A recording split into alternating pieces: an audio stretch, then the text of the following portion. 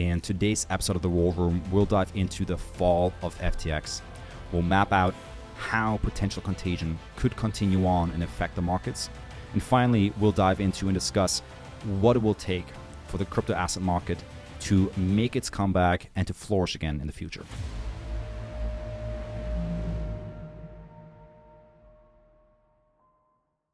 Welcome back, everyone, to the fourth episode of The War Room. I'm back here with Dan Jablonski, and it has been a pretty busy 2 weeks, as one might say. You know, there's the old saying that goes, there are decades when nothing happens, and there are weeks when decades happen. And that probably couldn't be more true for the last 2 weeks, as many of you are fully aware of what's been going on in the world of crypto with the implosion of FTX, the second biggest exchange in the world, both as in the spot markets and in the futures market, ran by no other than Sam Bankman-Fried, who became the youngest and richest billionaire in the world, you know, covering covers of Forbes and Fortune magazine, and, you know, being one of the biggest political campaign donors in the world. It has been one of the fastest rises to fame and also one of the fastest falls in history. And in today's episode, we're going to dive into all of that. You know, we're going to talk about what happened the last 2 weeks, both in the crypto markets with FTX, but also with us as a firm.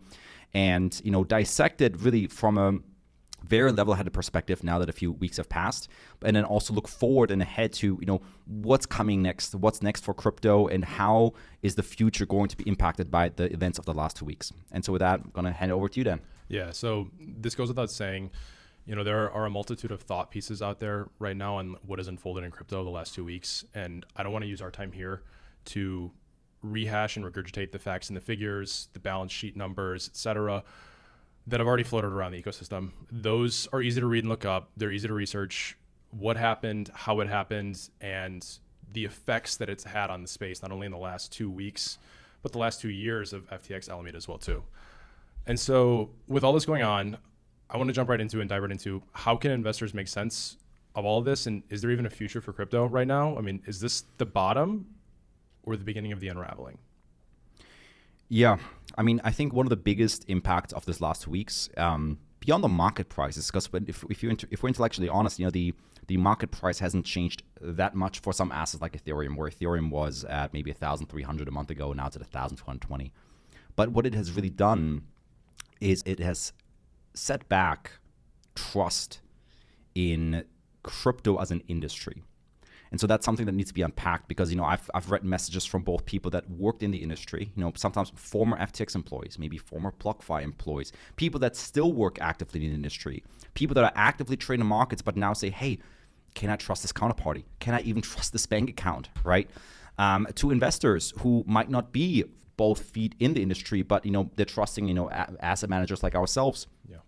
And they're only observing it from the fringes, so to say, and like, what's going on over there, right? And then, of course, when it starts hitting the mainstream media and you start seeing the same name, FTX, that on one hand is still crazing the biggest stadium in Miami, the Heat Arena, but at the same time, you know, there's headlines of it going bust, and, you know, at the same time, the guy, you know, donated to charity, but then also, you know, he's stealing billions for like buying personal property, like apparently he bought houses and stuff, and even like, you know, my own father once texted me and he said like, you know, how is it possible that, you know, like Bitcoin got stolen? Like, you know, I thought Bitcoin can't be taken. I'm like, well, you know, that's a centralized exchange, right? And so there's a lot that needs to be unpacked here. But ultimately, I think the most important thing for investors to realize is to really segregate those two things out, right? Like, let's really dissect of like what went wrong here, right? Was it crypto that failed in the last 2 weeks? Or was it a centralized exchange that failed in the last 2 weeks? Yeah. And then to dig even deeper in, could some of these things actually have been prevented with crypto, right? Here's the thing, like I fully understand that like these kind of like emotional setbacks, this breakage of trust makes you want to throw out the whole baby with bathwater. Right. But at the same time, the issue with Celsius, the issue with FTX was a lack of transparency, right? Yeah. We didn't know what Sam or Alex were doing with their customers' Bitcoin, right? With DeFi, we can real-time audit what happens on Aave, what happens with Uniswap pools and so forth. That's well said. And so I think it's best for anybody who's like has really strong emotions about crypto right now is to just take a step away, a little pause maybe, and so to let them filter away, and then to take an honest look and say, okay, look, in the last 12 months, in the last 36 months in crypto, what were all the instances that went wrong? Yeah. Right? And let's dissect why they went wrong and what can we do differently to make sure they don't happen again. And only if the reasons they went wrong are blockchain technology or composability or, DeFi at its heart, right? All these things, then yes, you're right. Let's throw out crypto and it's bad for the world. It didn't work. It was a Ponzi. It was a scheme, whatever. Fine.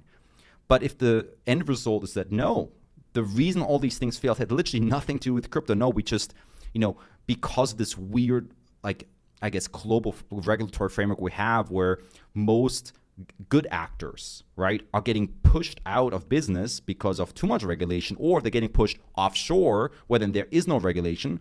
And then all the bad actors, they move to some island nations and say, like, you know what, the good actors can't give you business, so I'm going to give you business, but I'm going to do all kinds of shady shit in the background, right?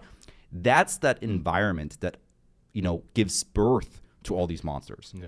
And so, and I know I could go on a rant there for longer, but let's just keep it at that. And I would say, so for anybody, that has these doubts, that has trust issues with crypto, try to figure out where they root from, right? If it was Celsius, let's identify what went wrong there. If it was FTX, let's identify what went wrong there. Was Luna? Let's identify what went wrong there. Yeah. So, walk me through these major events of this year. You just mentioned Luna, BlockFi, Celsius, Three Arrows Capital. Take me back to the very beginning of that. Where did everything go wrong? This year, and you could say it already started last year. There's been a few sinful trades that have just been way too popular amongst the public, and not the public, amongst institutions, and that's the problem. And so there's a few. You have GBDC, you had Anchor and Terra Luna, you had staked ETH, and then you had and these were kind of at the core. Yeah. And then the issue was that too many people lent money to people that were over-indexed on those three trades, right? And so, since this is important, I'll give the quick explanation, right? So GBDC, the SEC never wanted to allow, a physically settled crypto ETF, right? There was one company called Grayscale, founded by DCG, that created products, exchange-traded products, ETPs, in the form of trusts, right? Where, for example, it's a Bitcoin trust where essentially through private placement, and a credit investor can go in and say, you know what, I'm via private placement buying 5 Bitcoin worth, 10 Bitcoin worth of GBDC. I now get that piece of paper that says I put in 10 Bitcoin, I now get 10 GBDC on paper, right? And the thing is, the money can go in, the money cannot go out, right? And so initially there was so much demand because this was the only way for normal people to, buy Bitcoin through Charles Schwab, because GBDC was listed on those platforms. Yeah. And so initially there was always this premium, right? Where at the peak, at least I'm thinking of the ETH premium right now. The ETH premium at some point was like 900%, meaning, and I looked at this trade myself back in maybe 2019, and I called up all the usual suspects that are now bankrupt from like BlockFi and so forth, because they were the ones facilitating those trades. Of course. And the math was following, like, I could buy Ethereum on Coinbase. I then sent that ETH to Grayscale. I released my ETH, and ETH at the time had a 6 to 12 month lockup. It got lowered at some point. It might have been one or the other.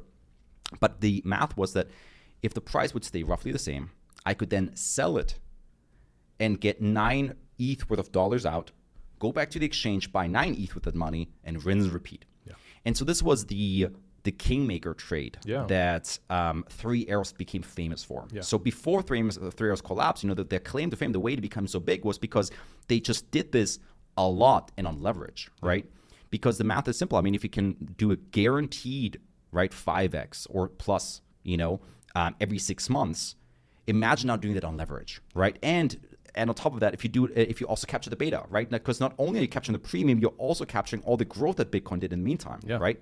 And so, it works until it doesn't. But, the math here is that, if somebody did this on, let's say 10x lever, market neutral even, because like some of these counterparties like BlockFi would say, you know what, we will lend you Bitcoin for fixed rate, right? Then you give them Bitcoin and you get GBDC back, right? Theoretically, you would say that there is no market risk. Why? Because you gave them Bitcoin and you owe Bitcoin. So now, GBDC should be worth at least a Bitcoin. That was that major assumption that everybody had, right? So why would the loan ever be margin called? There's no reason for, right? Because why would GBC ever trade below NAV? Well, that was the logic. And so the problem is like everybody started piling in on this trade. And I remember when I talked to BlockFi, when I talked to Grayscale back in, now we're talking, I think this is like June 2020. And I asked for the spreadsheet where I asked like, hey, can you show me all these shares outstanding on ETH? And the number was something to the tune that if there, for every one share of ETH that was unlocked, there was 99 shares of ETH that were going to be unlocked 6 months later. And so the thing is, I think most people stop the due diligence before that very step where like, I want to see like, okay, who else is doing the same trade? Right? And they didn't give me the names, but they showed me the release schedule. I was like, shit, you know, everybody's getting in on this trade. And so that what used to be premium, let's say as high as 900%, as of today is somewhere between 40 to 45% discount. And so this was the first big trading sin that happened that tore so many of these institutions down.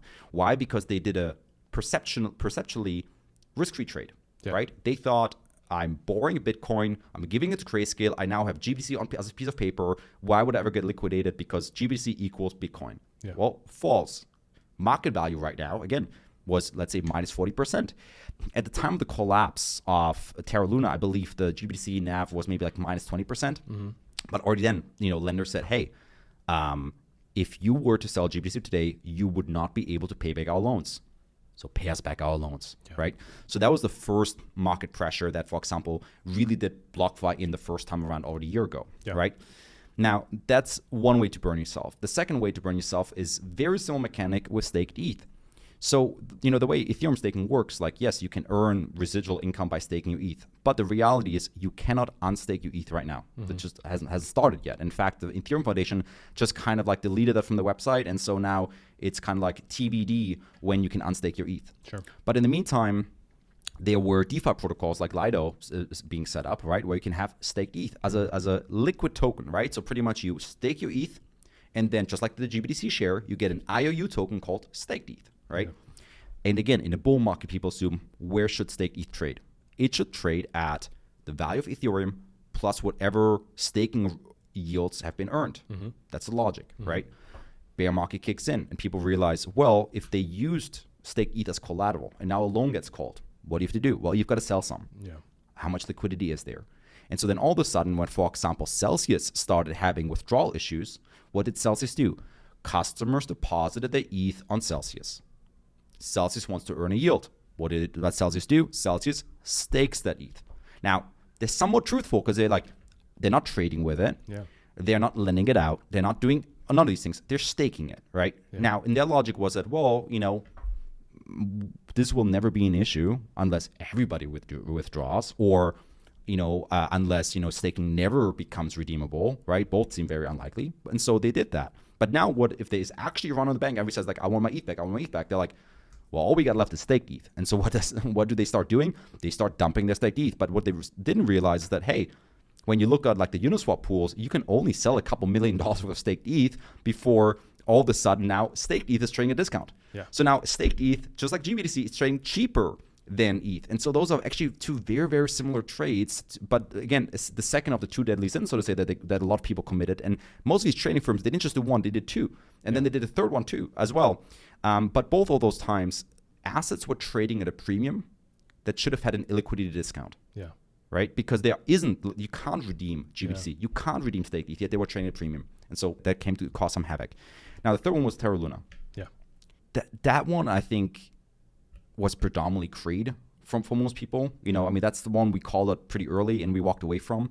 Ultimately, you know, Terra Luna, I made like a long State of the Union about that when it collapsed. But the TLDR is that Terra Luna was a layer 1 blockchain that had the biggest decentralized stablecoin called UST. And that's all fine and good, and they had a thriving ecosystem. The problem arose when one checked the numbers and saw, hey, what is UST actually being used for?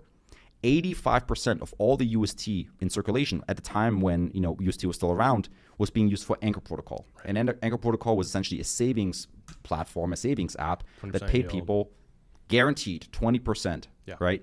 Of course, 20% is not sustainable. Where did money come from? Luna's treasury. And then when the money ran out in December, what did they do? They dumped about $1 billion worth of Luna to replenish it. But then I did the math, like $1 billion sounds awesome, but like how long does that last? And I looked at the anchor yield reserve. They were burning about 4 million a day. That's about 2 times as much as WeWork burned at the peak, right? When people said like WeWork is crazy, right? And so the math turned out that they would run out of that $100 million like by April already. Yeah. And so I said, run, get away from that. But the problem is most players in the industry, for example, Three Arrows, they thought that, the music wouldn't stop for much, much longer. And so a lot of players, whether it's a Three Arrows, a Celsius, and so forth, right? Again, they parked money on there. So Celsius said like, hey, customers are giving us USDC. Why don't we swap it for UST, put it on Anchor, and earn 20% there and give the customer like 8, right? Awesome margin, right? Yeah. Problem arises when you can't get it out anymore, right? Three Arrows kind of did similar things where they said, hey, why don't we take like lines of credit, right? Why don't we borrow money at like 10%, 8%, and then put it on there and get 20%, right? And it would go as far as saying like, hey, portfolio companies, why don't you, like, we'll invest in you. In exchange, you give us your assets and we'll pay you guaranteed 15% or something like that, right? And so a lot of these firms that failed had exposure to one of those three. And that was enough to cause dominoes to wobble. And then once the first domino fell, that became the next cause of failures, right? Yeah. And so to highlight this, right, many parties, whether that is Celsius, whether that is BlockFi, whether that is Voyager, whether that is Genesis, whether that's Three Arrows, whether that's Alameda, all these names I just mentioned, all of them got somewhere entangled in those three trades, which means they all started facing weakness at the same time. And so then, maybe an Alameda or a Genesis reaches out and says, hey, Three Arrows, we need that money back. And then Three Arrows, like the famous was like, they're like, there was a famous like 3-line tweet. They're like, yeah, we don't have that, right? And so all of a sudden, everybody started calling the debts at the same time, right? And then what did Three Arrows do? Well, Three Arrows was levered up like crazy. In what? Crypto. So in order to make those debts right, what do they have to do? Sell, sell, sell, sell. First major crash we had in like, May and June, right? So tons of selling pressure. And then, so like the selling pressure caused what? More liquidations, more people's loans getting called. So now all of a sudden, people are just like asking their money back all across the board. Once the dust is settled, which is like the end of summer, right? Things are, leverage is kind of like swept out of the system a little bit, right? And things are a little bit more stable, which is why everybody all of a sudden felt, I think, comfortable to like, be a little bit more bullish again and not ask more questions, right? This is when like FTX came in and said, you know what? We're going to buy you up at BlockFi. We're going to buy you up Voyager, right? When people start saying like we should have known. Jim Cramer said like SBF is the new JP Morgan, right? just concentrate, Jim Cramer. But so and then that happened, right? Now, you would have thought that was the end of the story, right? The unfortunate truth is that Alameda should have died that month as well. Just like Three Arrows died, just like Celsius died, just like BlockFi died, Alameda should have died that month because they were out of money pretty much. But instead, FTX decided to pretty much loan Alameda money. And Alameda's, SBF is trying to validate his decision making by saying, well, but Alameda did own an equal amount of FTT, right? So that's kind of where this whole thing comes in. Where like they were just lending money, but they said like the money was kind of there. Can you liquidate it? Absolutely not, right? But like the money was kind of there, right? So like we would have paid it back, And the absurd part is that they only looked to acquire BlockFi and Voyager, not because they were trying to save the companies. They were trying to get access to more customer funds. Right? And so this is where, again, I don't think crypto failed, but rather also I think regulators failed. I think leadership failed. I think centralized institutions failed. And I say regulators because I never ask for regulators. But the reason I say regulators is because regulators were like working arm in arm with FTX and SBF, right? So if anybody should have noticed, it was them. And I mean, there were M&A hearings. There was like all this stuff going on with BlockFi and Voyager. Like somebody should have asked those questions, right? But alas, they didn't. And so the bottom line here with all of these cases is that it was centralized companies like Celsius and so forth taking trades where they did not know the risk using customer funds. Right? That does not happen on Aave, on Uniswap, or anything, right? No. So that's the huge part. And then finally, Luna, because that's the only one that was technically on chain. People say, oh, but Luna was DeFi. Not so much. First of all, UST was decentralized, but Anchor really wasn't, from the perspective that the Anchor yield was artificial. Yeah. The Anchor yield was not, earned by the protocol or anything. It was put there. It was like fed in there, right? Yes. It was like a man-made incentive mechanism. It was a man-made like flywheel or Ponzi essentially to draw people in. Yeah. And that then got, abused by other people that, got too greedy and so forth. And then it got, instead of letting things fail, SBF chose to not let it fail by increasing risk further. And so I do also want to point out, while people want to put blame on ZZ here for example, calling this out and making the whole thing collapse, I would be off financially better if he didn't for now. But honestly, if that hadn't happened, FTX would have only allowed to grow bigger and bigger and become an even bigger systemic risk, not just to crypto anymore, but at that point probably to global finance. Because if FTX was very close to getting more licenses, they were going to have synthetic stocks and all that kind of stuff. Who knows what kind of monstrosity FTX could have become if CZ hadn't at least asked questions, right? I don't think he should really be getting scrutiny for this. If anything, SBF should be in jail. But so just staying on this theme, what does the contagion look like stemming from this now? Yeah. So, and that's an important question, and it's a question I think most investors have on their minds right now. What happens next, essentially, right? So now that we understand that these interconnective tissues, right? You had the GBC trade, you had the staked ETH trade, you had Terra Luna, and then you had,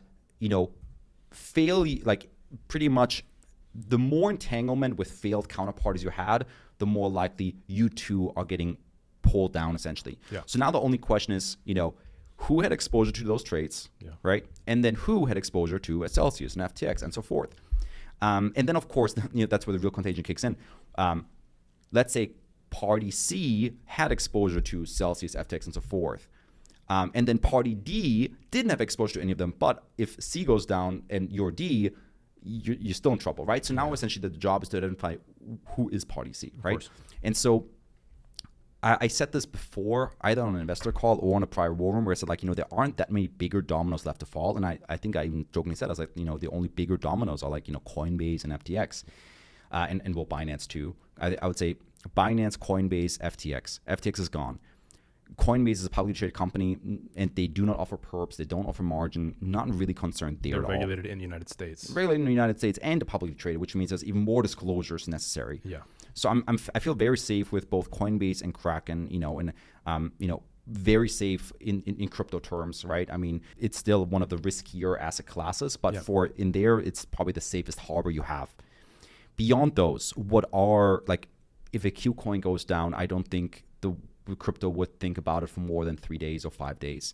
Even though it's a big exchange, but unless you're a top 3 in anything, I don't think it matters. And so the other names that have been making their rounds and that we're paying attention to are, on the banking side, you've got Silvergate. They had about 10% of the assets were FTX, right? But they are, part of the Fed. They are FDIC insured. They are US based. Also a publicly traded company. Right. And so ultimately, we don't have any indicative evidence that they actually made any kind of bad loans or that they have any kind of issues. What we are doing and what we're noticing is that some counterparties have, for example, already said we're switching all kinds of inbound wires to a different bank for now, just to be safe, right? So I see, actors in the industry already taking action. And at the same time, we're also we're asking every single counterparty, who are you banking with and what's your exposure, right? So that way, at least we know what would be the real damage if even in the worst case scenario if something went wrong. So Silvergate is the one kind of smoke in the village where people are is it just a candle burning or is is the house actually on fire, right? And then the second one is DCG, right? The Digital Currency Group, founded by Barry Silber, 2013, were an OG crypto company. I mean, they've made investments into probably 400 plus crypto startups, and most predominantly, some of the biggest in-house companies are Grayscale, which is the GBDC trade that we talked about, right? Except they're the ones making money on it, right? GBDC makes up about $11 billion right now, of which they're earning about 2% annually in management fees.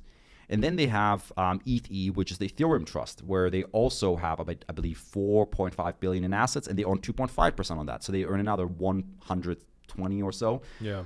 So Grayscale is a very awesome business model where like they have to do zero trading. They just have the assets, they put them on Coinbase, and they collect the management fee. The second line of business, the easier one to cover real quick, is CoinDesk. Ironically, the very company that released the balance sheet about FTX and tore the whole thing down. Yeah. The third company is Genesis. So Genesis is the trading arm, the trading firm behind DCG. And they do everything from OTC market making, derivatives for institutions, lending desk, and so forth.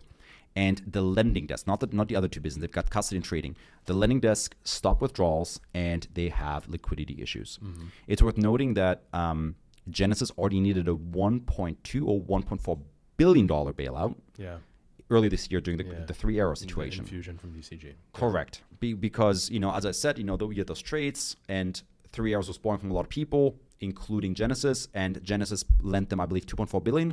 I think they were able to get 1.2 out, but then they had a hole for 1.2. Yeah. And so DCG said, we'll take over the creditor claim, you take 1.2 billion.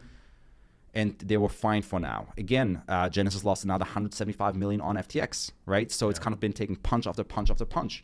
And now they don't have enough money where they have to find out by Monday. So I don't know if this video goes up before or after then, but they have to come up with $1 billion by Monday. And so people are wondering, what happens next? Are they just going to wind down the lending arm? Is Genesis going to take down? Is the whole of Genesis going to go down? Because you have to understand, like Genesis is kind of like it's working in the background of a lot of other products. So, for example, Gemini has Gemini Earn, where people can activate, and then they earn some interest on their crypto and their stable coins and so forth. Where does the interest come from? Genesis lending, right? So Genesis, pretty much Gemini gives the money to Genesis. Genesis lends it out, and they earn a fee from the institutional customers. Yeah. And so now if Genesis we don't have the money, guess what? Gemini says, sorry, we don't have the money. And so there is some contagion there. And so, but even then you ask, would DCG let Genesis fail? Or would they say, cut off the root of the tree and you leave some others growing? Or are they going to take a bigger fall on other companies? Maybe they sell CoinDesk, maybe what some people talk about is do they unwind the Bitcoin trust, But ultimately, it seems like the Bitcoin trust is the only thing making the money right now. So who knows how long that takes? Who knows if that is something they'll even entertain? Or maybe the regulators will force them. We don't know. But so there's a lot of speculation about what can happen around GBTCs, especially since it was this kind of major trade that ripped everybody apart. But yeah, so those are the remaining piece of contagion left, meaning DCG, Silvergate, and counterparties. But what I've been seeing is that in this wake of, as the bodies rise to the water, of fallen counterparties, you're also seeing who is really resilient, right? Who are the counterparties that have been through, a Black Thursday in 2020, that have been through, solvency crisis earlier this year, during 3 Arrows debacle, that have survived maybe hacks and stuff like that have survived FTX and so forth, right? And that can still now show you audited balance sheets. You're like, wow, they're still good, right? They haven't had any issues. And because they're running a very tight ship, and, they don't just, provide lines of credit because oh, I know the guy, he's a good guy, he's been on the press and whatever, right? No, they actually ask for balance sheets, and they might, ask for more collateral on a 24-hour basis and actually close positions and so forth. So I think there's going to be whole change of power in this industry where the highly levered players that rose to fame quickly, they're fading away. Mm-hmm. And the ones that have been slowly building, for example, one famous name is Kraken. Kraken has been this OG exchange, but that kind of was never a number one, right? It's always been in the shadow of Coinbase. It has futures, but way worse futures than an FTX or Binance. But look, they've been playing compliant. They've gotten a bank license. They've been a steady player forward, and they're still here. Yeah. And I'm sure firms like that will pick up a lot of the slack from the gone competitors. And even though I think people, including us, we're waiting for the dust to settle a little bit. The moment the dust settles, we're just going to go back to business, and we're going to go with whoever's left standing. Yeah, 100%. And so on that point too, one of the questions that I asked you was is this the bottom, or is this the beginning of the unraveling? And going back to the last forum that we did, and especially after this week's Tuesday's PPI number, it looks now more so than ever that inflation has peaked, and markets are also calling for a higher prediction of a 50 basis point raise in December as opposed to 75. Has your outlook on the bottom prediction that you made at the end of October changed at all post FTX? And this goes back to the question, is this the bottom or is this the beginning of the unraveling? Despite everything that happened in the last 2 weeks, I'll actually fully stand behind what I said in the last few war rooms. Because the interesting thing is that when you for the last few months, equities and crypto have matched each other pretty well. There has been fair correlation, and everything was essentially like a macro trade. And if it wasn't for the breakdown of FTX, the very next day, CPI numbers came down, equities broke higher. And similarly, Ethereum, for example, like if we just look at Ethereum at the time, Ethereum was like sitting at the 200 daily moving average, right? Like a place it hasn't broken since the last bear market, right? And if all it had, was that little CPI bump without the FTX backdrop, Ethereum could have probably gone to $2,000 plus, right? Now, of course, and this is the beauty about the market, is that like things are never that easy because there can always be a trap card, hidden somewhere. And so like, it was FTX in this case. So the real question, whether it's the bottom or the unraveling, is to really sort in how big is the impact of last 2 weeks events, right? And I would sort that in a couple categories. Category one is community trust and conviction. Meaning, what's the churn of investors? Meaning an investor that was in crypto before, how many of them will now say, screw crypto, I'm done for good. I'm not doing this anymore. This asset class is uninvestable. Yeah, that's something somebody told me, right? Which I think is very short-sighted and silly, and I'll say that here because ultimately we've been through much worse. We've seen crypto go through many cycles. Mt. Gox 2014, Cryptopia 2017. We've had major hacks. We had the CEO of OKX in October 2020 arrested by the CCP and held in house arrest. We've had KuCoin getting hacked for 280 million in September of 2020. I'm a walking, it's not dictionary, but like a calendar of like all the different things that happen in crypto just because like I lived through them. And a lot of times it looked dire. I remember, Black Thursday, March 2020, when, I personally sat there watching Bitcoin go from like 10K to 3K in as little as a day. It wasn't a day, but that was in weeks. But like in a day, it was like 8K to 3K in a day within 24 hours. Right. And the general sentiment was like, it's going to take years for crypto to ever recover this, if ever, because the promise was, people said the promise was Bitcoin was supposed to be this chaos hedge, right? This resilience against an inflating dollar, right? And at that very similar time is also when the Fed already started like nuking rates to zero, right? And yet Bitcoin was at all-time lows essentially, or at like relative lows. And how long did it take? It took a couple months, right? Same thing. I remember the crash from 6K to 3K in November 2018. I was going to say, people said, no, I said. I wrote a letter I never sent out to my investors where I was like, it might take years for us to, come out of this. And then I rethought, I was like, I don't know, maybe this is just like my emotion speaking. And ultimately it was true because it took 3 months. 3 months, the bottom formed. April, things started recovering again. Right? So, but to go back to this metaphor, like, right, like what are the different buckets? So on one hand is like trust and conviction. Second bucket is regulation, right? That one might be perhaps the most important one, though I don't believe it's going to happen anytime quick. Ultimately, like as much as there's now a rush to get something done, governments never act quick, right? Like even in terms of like finding justice, one of the most fascinating things that happened the last few days was that coincidentally, I think it was yesterday, 2 days ago, Elizabeth Holmes of Theranos finally got a judgment for 11 years in prison. It's been 6 years since Theranos, right? And so they even made a whole TV show about her before the court could come to a decision, right? So if Theranos took 6 years, it's going to take a lot of time until they figure out something about crypto. And so regulation can be a little bit, but I think it's a toss-up. On one hand, could regulation become a hammer? Sure. On the other hand, regulation can be the very thing that will normalize crypto, right? And then all of a sudden, Ryan tweeted this before the weekend saying that, crypto will become kind of like merging tech and fintech, right? Yeah.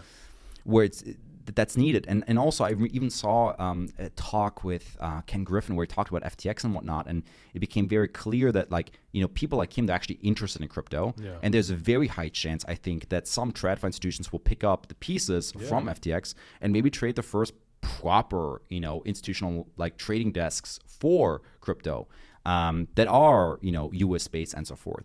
So it's those three categories. So it's category one, the conviction and the trust, the regulation, and the third part is having operational infrastructure.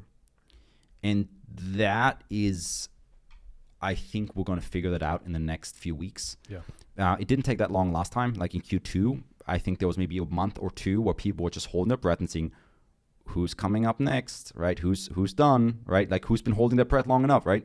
And then all of a sudden we're like, okay, it's been like 2 months, no bad news. Okay, check mark, we're good there, right? And then some of those people with the conviction, right? Again, a lot of that is emotion, where sometimes somebody might be very bearish now in this moment because they're pissed off, and I get it. I was pissed off too. I mean, I went on many rants on my Twitter, and like that's fine. But even I notice it now. Like, look, yeah, I lost some money to FTX too, and I'm annoyed. It's he's a horrible piece of human. But at the same time, I'm like, okay, life goes on. What can we do now, right? And also at the same time, DeFi didn't fail me, crypto didn't fail me. So like, let's keep building, right? And so I think that too heals pretty quickly, right? So I think operational first, conviction second, and then the third part, regulation. One positive aspect about that as well, there is I think it's called the GMI pack, so it's a lot of crypto people came together and they made a political pack to help elect pro-crypto legislators. And I believe all the 19 of their candidates got elected. And so like now there's 19 more pro-crypto congressmen in Washington, D.C. that will make sure that if there are now regulations in the aftermath of FTX, they are not going to be too punitive, but rather actually there to protect customers. And listen, I have no issue if there's a regulation that says exchanges need to keep open books or need to actually be audited. Please make them do that. I have no issue at all. What I don't want is that that we just say crypto is illegal or exchanges can't have this and that. What do? They go offshore, right? We wouldn't have had FTX issues. We wouldn't have like, this big shadow bank that is this Binance essentially, if the US was a little bit more open-minded about giving US-based exchanges a little bit more leeway. Because ultimately, if you said like, okay, you can operate in the US, you can do this and this and that, but here's how, right? They would do it, right? Like, it's crazy that Coinbase is the biggest and even a publicly traded exchange, and they don't even offer margin, right? Like a normal stock broker will offer you margin. I can get 2x normal, or you can get 4x for day trading, and of course, if institutional, you can get even more. But you can't get as a dime, even on Coinbase Prime as an institutional client, right? So there needs to be more clarity on how to do that. And then we can actually see some progress. Because like saying no will just lead to people going elsewhere, putting on a VPN and going to the shadiest guy that will offer it to them. Yeah. This is a perfect transition now into going on the hedge fund side. What are you doing now and what are you focused on? Yeah. We're kind of exactly in those shoes where we say, look, we've made it through the worst, right? We got a couple, nicks and cuts from the FTX situation, but we were able to withdraw over half of our money on there.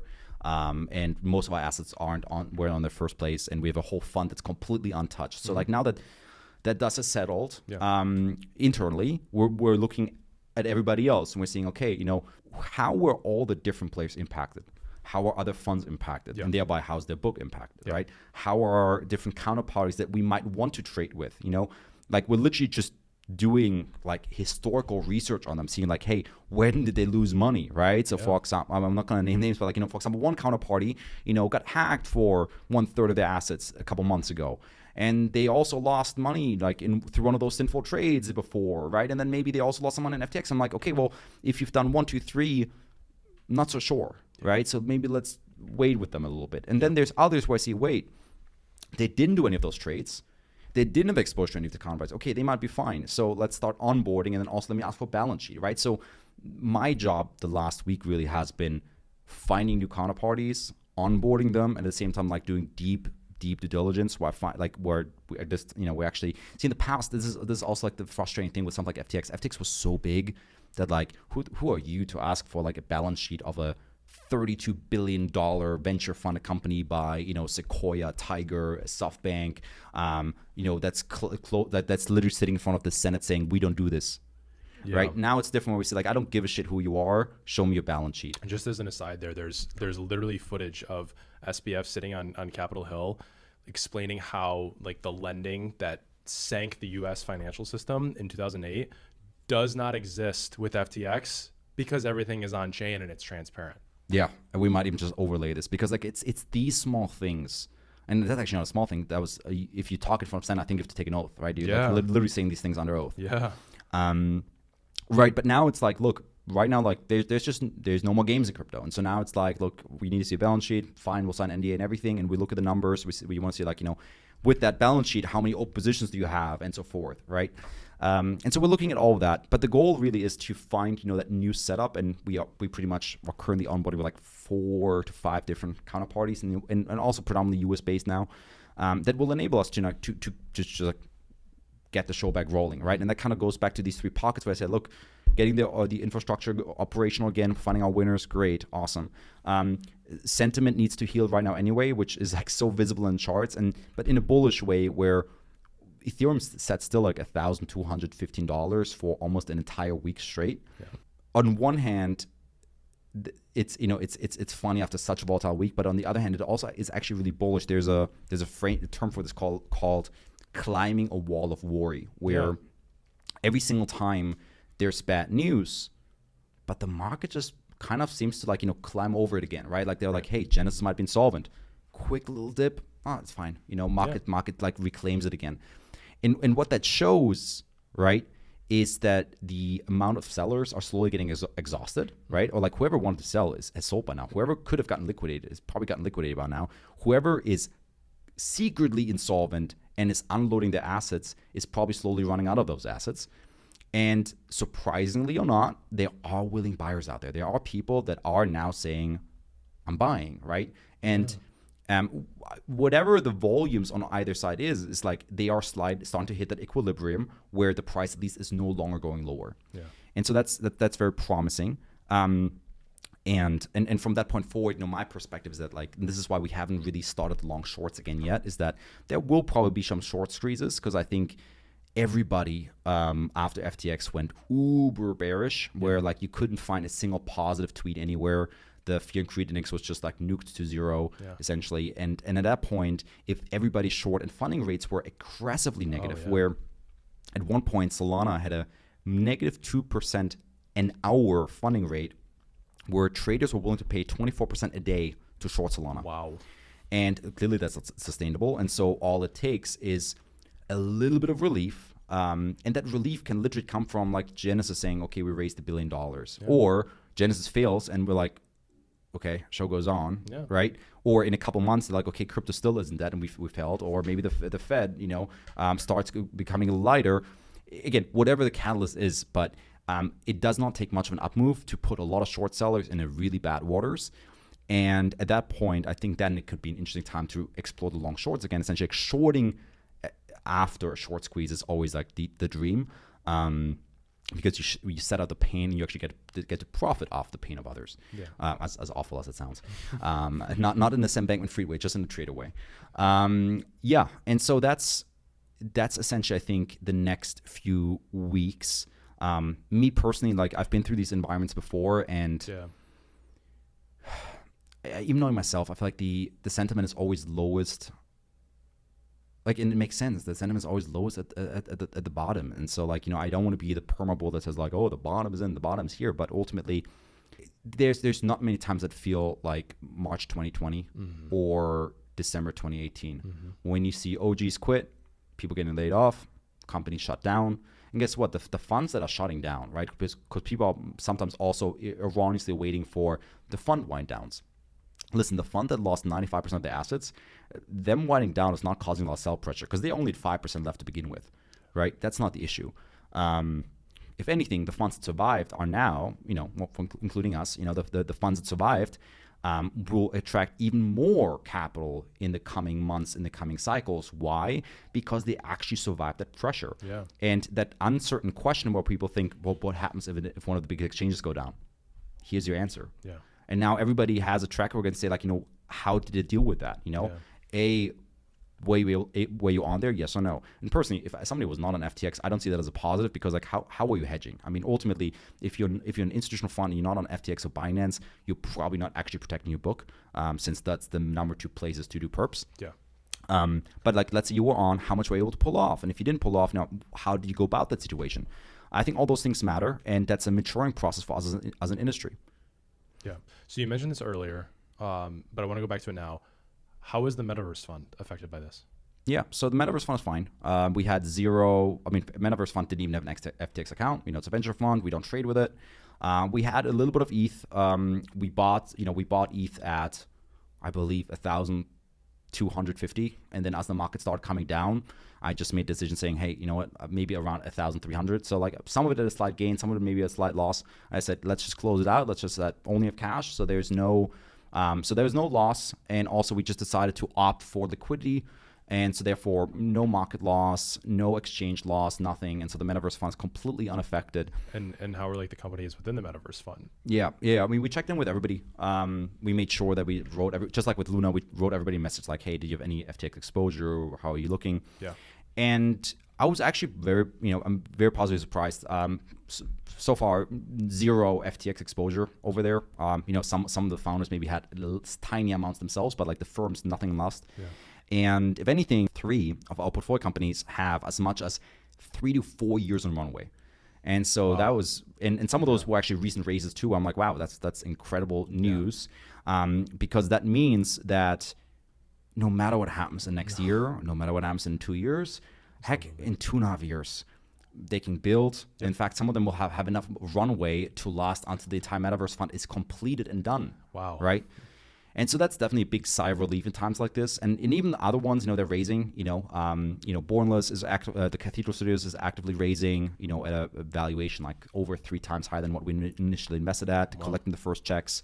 Mm-hmm. Red Pill's working on its next close.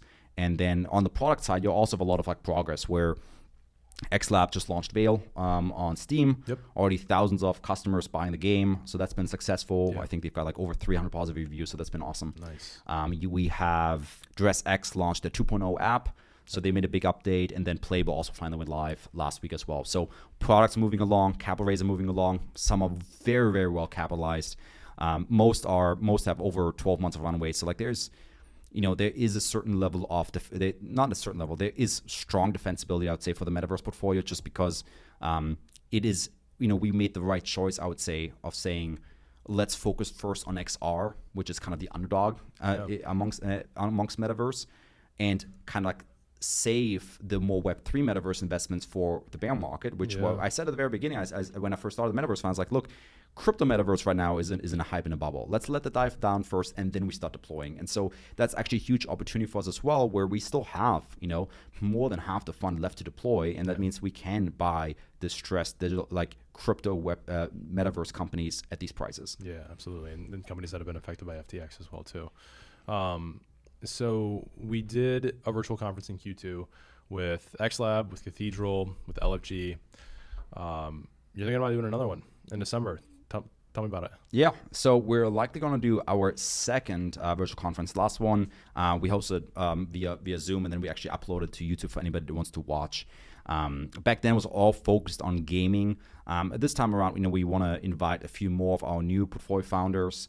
Potentially, it could be amongst the lines of DressX, ShapesXR, and Live. Still have to confirm with our founders there, but really want to show kind of the Metaverse world, both beyond gaming and also beyond just Web3, right? And so because they all cover unique angles, from like digital fashion to prototyping tools for XR to creating to content creator tools for XR. And so that's a very unique angle to kind of like round out our whole year with XR. And also still maybe will be a couple days, maybe like 2 weeks before our next subsequent close, because we are aiming for that new subsequent close sometime in the middle of December.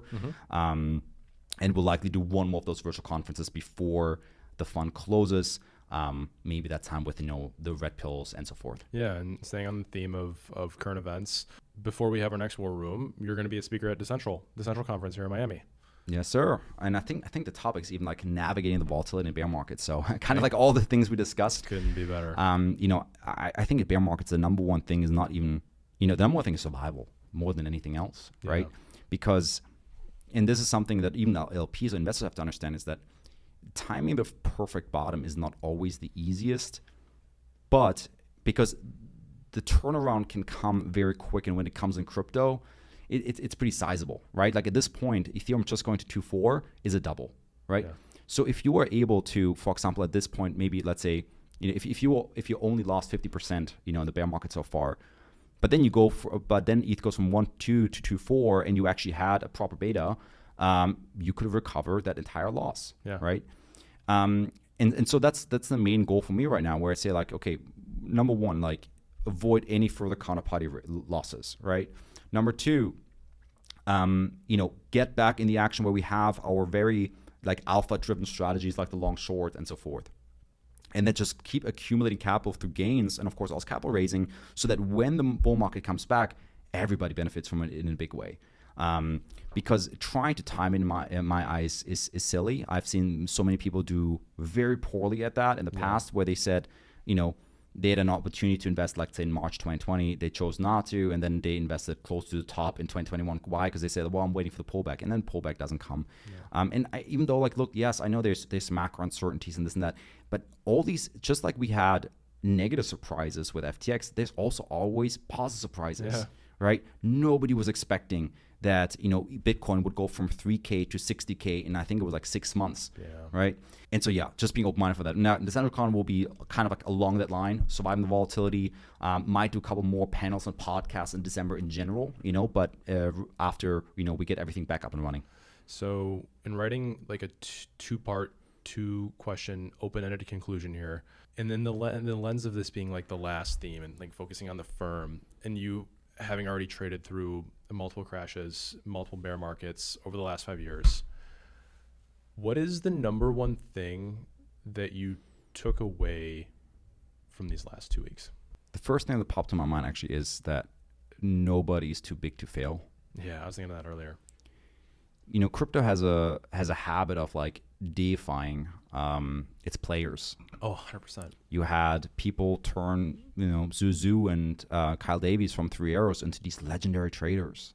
The media and even himself, Sam tried to paint himself as this like incredible trader, And I don't listen. Like if you were able to lose money across a whole crypto cycle while having your own exchange, while having your own trading firm, while having your own token, you're not a legendary trader. You're a god-awful trader. I mean, it takes skill to have all the information from an exchange and a market-making firm and still lose money. But the way that fits in is that knowing that nobody's too big to fail kind of educates me in saying you always stay your own path. You always stay in your own lane. Because I've had these conversations, whether it's with analysts like back with JP in 2020, or heck, even me and friends like me and Ari have had these dinners sometimes. Like Ari and I, we're both great traders. We both are great asset managers. He is. I don't like to pat myself. Well, we're still here. We're still in business, right? Yeah. But I remember like this one time we had dinner and like we were almost like beating ourselves up that we didn't have the Kingmaker trade like Three Arrows had. Mm-hmm. But then afterwards, you're like, they didn't. They were full of shit. They just levered up. They just bought people's money, right? Oh, absolutely. So it's like you got to measure yourself by your own successes, right? Yeah. Because ultimately, like you also are the only one responsible for your own failures, right? And so it's like we need to stop having these false idols, whether that is on the management side, like a Three Arrows or Sam. And same thing, founders, like crypto founders. They shouldn't look towards a Do Kwon or even a Sky Mavis Sky Mavis, the company behind, Axie, and how to build a crypto startup. Because guess what? Who cares if Luna was the biggest, like a top 10 token at some point? Do you want to be a top 10 token for one cycle, or do you want to actually build something that's going to be here 30 years from now, right? And so you shouldn't copy their playbook, right? And as a result, so number one, knowing that nobody's too big to fail, like one, measure yourself by your own successes, your own failures, by your own speed, and stay that course. Yep. But then also don't give people a break because of their perceived size, right? That's not a mistake I made. I guess the only way in the sense that I was a user of FTX, but most players in the industry did, right? Most players said like, well, I mean, Alameda's huge, SBF is huge, so like, what's wrong with us lending him a couple million, right? Or well, Three Arrows, they are like a deca-billion-dollar fund. Yeah. Who am I saying no to a $500 million loan, right? And it all seems so innocuous and like so innocent, like, ooh, whatever, like they obviously have the money, right? That's like, 5% of their entire AUM, or maybe even like 1% of their entire AUM. So what could go wrong? But it doesn't matter. Like just because they market themselves well, you still have to ask. And now lastly, as we turn toward the future, same thing and same question. What's the number one thing that you're looking forward to going forward? Honestly, I think the crypto space has cleaned up again for the first time in a long time and feels pure again. I used to comment on that a lot back in 2019. I would go to conferences, and in 2018, January 2018 was the big Bitcoin Miami conference back then, the North American Bitcoin conference. They were pretty infamous. They made it to the New York Times because they had like Lambos parked out front, and the official after party was at 11 nightclub and all that stuff, right? It was a little much. But then in 2019, when the bear market kicked in, I went to Crypto Invest Summit in LA, and actually I had a vlog there too. And there was like 400 people there maybe. But it was all founders, right? It was people actually building things. And if that wasn't true before, it's probably going to be true now, because guess what? Like all the speculators got wiped out on FTX probably. Anybody with any inkling of leverage probably got liquidated at this point. And also, when it generally doesn't feel easy money anymore, whoever's in it for the money is gone. And I think the most important part now is that people finally get crypto again. You know why? Because the people that were participating in crypto didn't even believe in crypto enough to stay on chain. No, they used centralized exchanges. Yeah. Now they're like, well, it's a little different for institutions because like you can't run that much size it on DEXs. But like if you're a normal individual, there's really no reason to be on a centralized exchange, because now like, you know what, is me losing 90% of my assets, 50% of my assets really worth that little bit of convenience? No.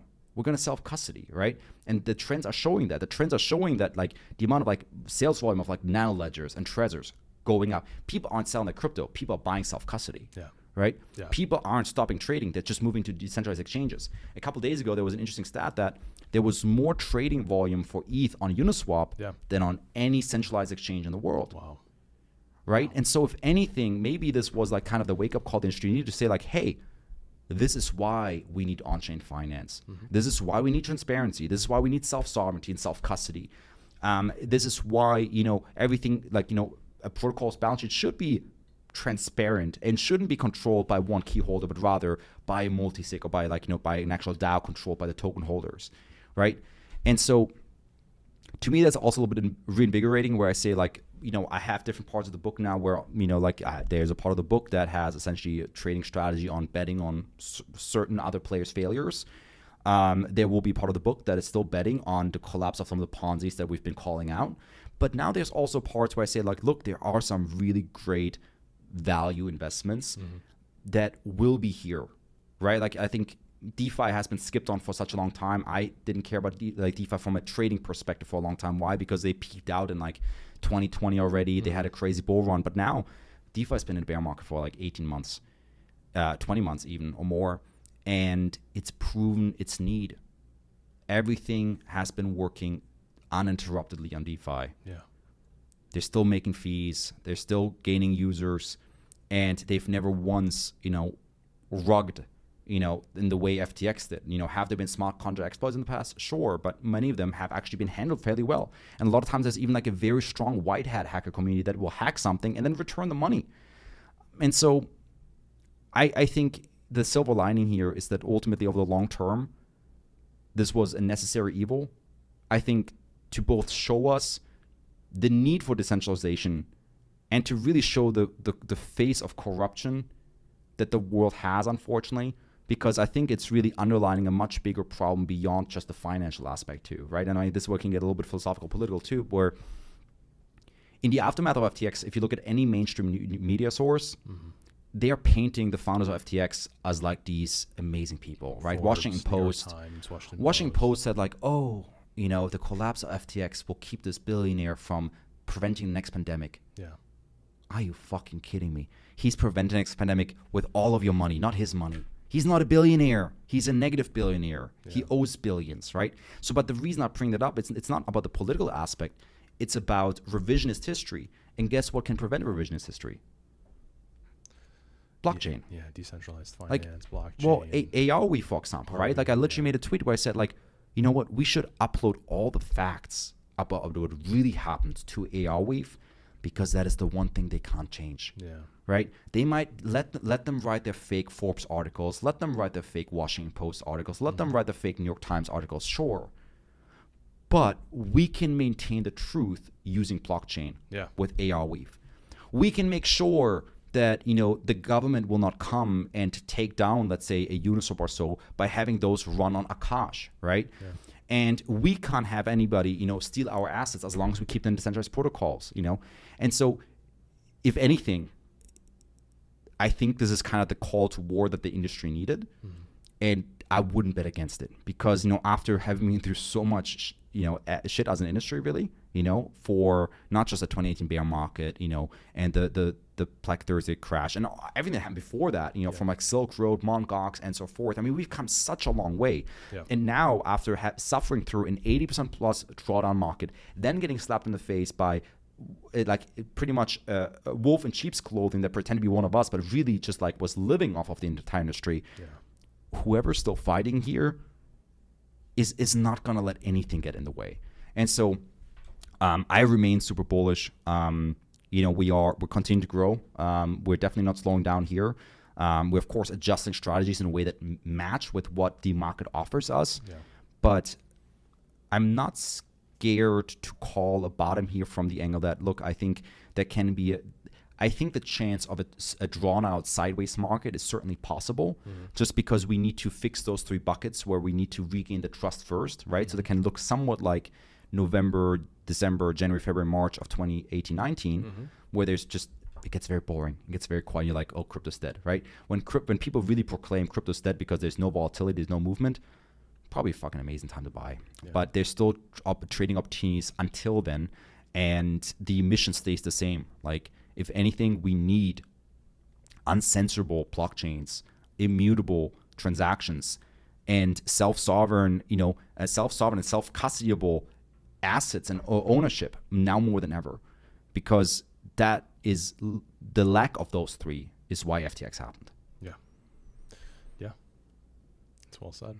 So, I guess with that, we'll be here in 2 weeks, and we'll be here in 4 weeks, and we'll be here in many, many years from now. Look, I've started this firm, almost 5 years old, and I've seen so much of this drama unfold. As I said, everything from exchange leaders getting arrested by the CCP, to hacks ranging from 8 figures to 9 figures, of exchanges.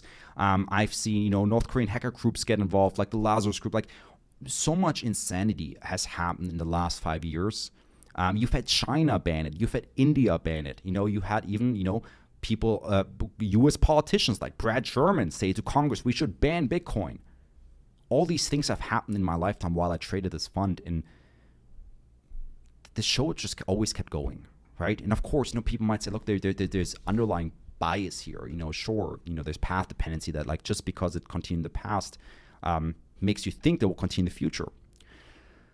But the ultimate reality is that at the end of the day, what crypto offers, it is a product or service, right? Bitcoin is a product, right? And a lot of DeFi is a service. As long as those products or services offer a unique value that the world needs, there's absolutely zero reason to believe it would stop.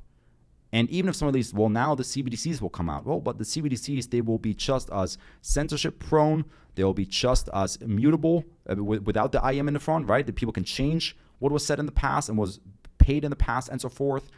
And you will not control them. They will not sit in your custody, right? And at the end of the day, we still live in a world where inflation is about at above 7.7% in the US. In most other countries, it's worse. And central banks have absolutely no clue on how to manage the economy.